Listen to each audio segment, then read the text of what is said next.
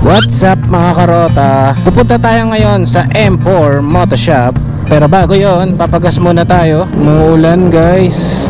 Lagyan ko pa naman to ng BS1. Yun, meron tayo ditong air filter, flyball, tsaka slider piece. Yan yung ipapakabit natin ngayon mga karota. Unleaded. Hindi ko pa sir? Hindi na. Diba? Let's go mga karota. Kahit hindi naman ako mag-helmet kasi sobrang lapit lang nito sa amin. Pero dahil nagbablog nga ako, kailangan kong isuot itong helmet kasi meron tayong microphone dito para mas malinaw kasi yung audio.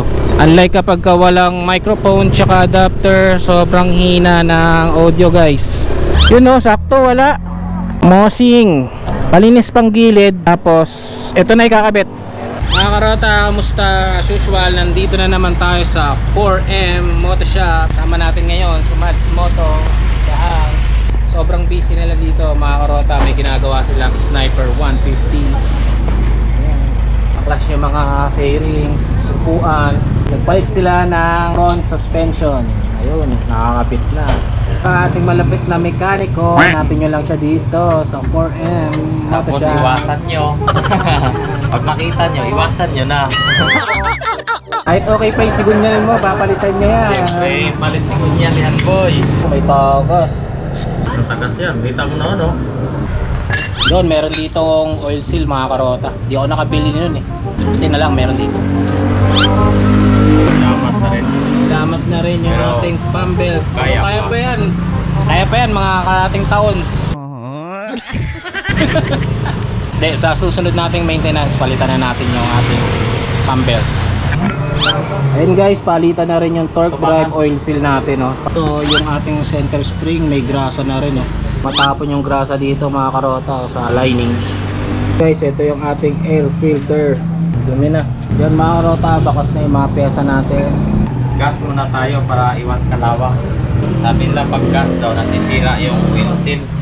Eh, sino ba namang sira ulo kung isa kasama mo yung wheel seal talaga? Ba't hindi kasama yung oil seal, di ba? Oo, tinatanggal talaga yung wheel seal. Dami mo lang gas kinuha. Ano yan? Siyempre. Sobra naman yan. Natin yung sobra. Di ba sabi mo ito laging puno to? Yung issue yan, yung laging puno. Kaya ngayon, ubusin natin yan. Pag hindi pa rin maubos, lipat natin sa tangke ko.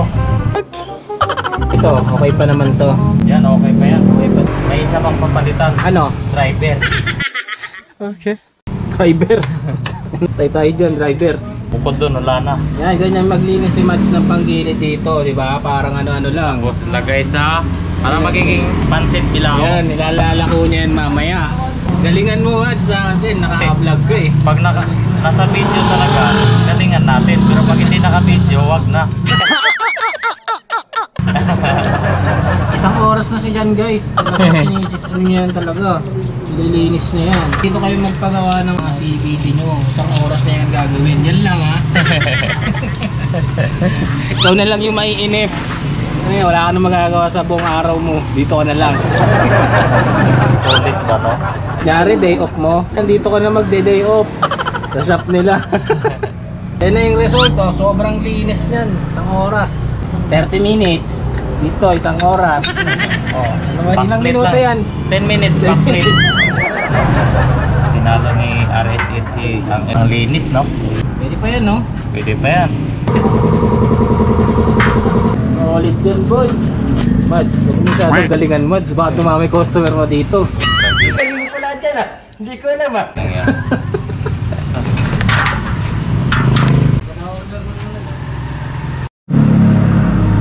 Linis na, boy, Ito na yung mga pesa natin, tapos na palinisan. Yan, solid yan. Linis niya, no? Sobrang linis din yan.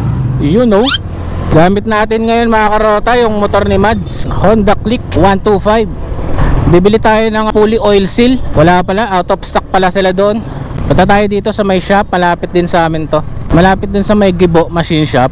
Yung shop na pinuntahan ko yung nakaraan, yung pinabarena ko yung putol na tornilyo ng bracket ko. Malapit yun doon. Tulin rin ng Honda Click mga karota, no? Bagong bago pa to, wala pa tong isang buwan. Wala pa pala tong ORCR mga karota. Sana walang checkpoint. Ito yun mga karota.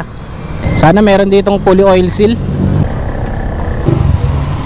Ate, Fully oil seal for Aerox. Yun ang wala lang sir. Wala din. Naubusan. Sige po, salamat. Aray, wala rin. Paano kaya yan? Tayo sa kabila. Uy, sarado. Uy, sarado yung motor shop. Dito meron pa dito. Dito meron eh. Ayun dito. Yun, sana meron dito. Meron kayong fully oil seal pang Aerox. Ito. Aerox Visto V1. B2. Ito picture. Sa likod ng polo yan. 160. 160. 160 ate. Yun, thank you ah. Yun, meron 160 pesos fully oil seal.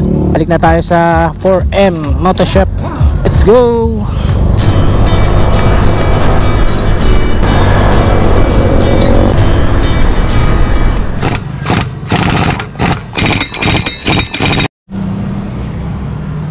Ads, bakit ayaw mong maging customer yung mga vlogger?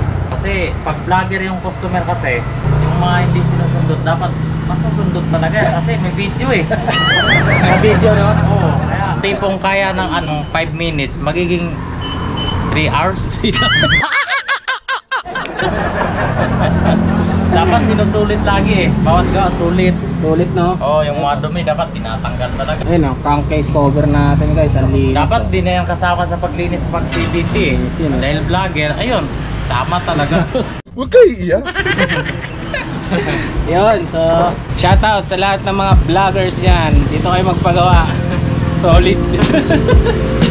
Ayos na oh. Swabe yung gawa ni Mads ah. Okay na mga tol. Alright guys, pauwi na tayo.